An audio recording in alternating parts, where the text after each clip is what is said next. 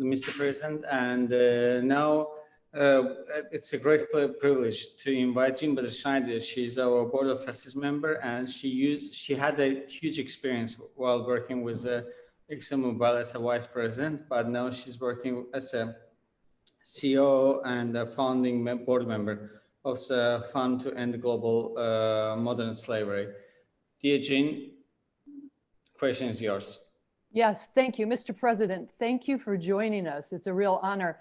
I actually sit on the board of directors of Fortescue, which you mentioned in your opening comments, and I'm very hopeful about moving forward with those projects. So thank you. My question is actually related to the private sector, which you raised earlier.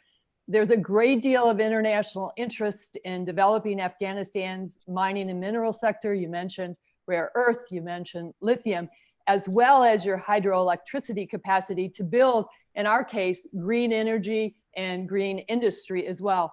What's the impact? I know this is early, but what's the impact of the security situation and these recent decisions to pull out on private sector investment and what are very strategic areas for you, and what can be your approach to mitigate risk for those investments?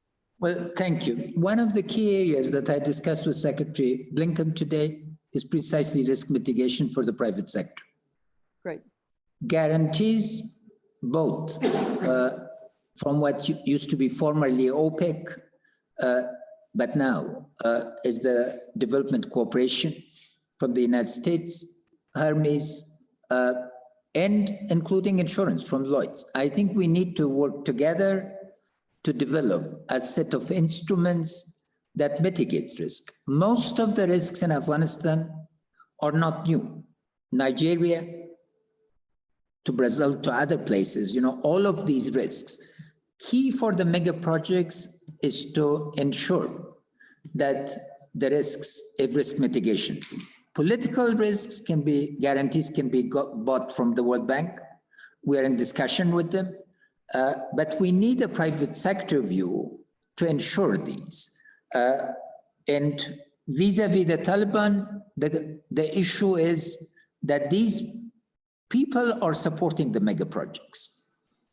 The dam projects, we completed a dam, the last dam on the Helmand River, that now allows us to regulate it, deliver our treaty agreements to Iran, but regulate our water. This is 126,000 hectares of land.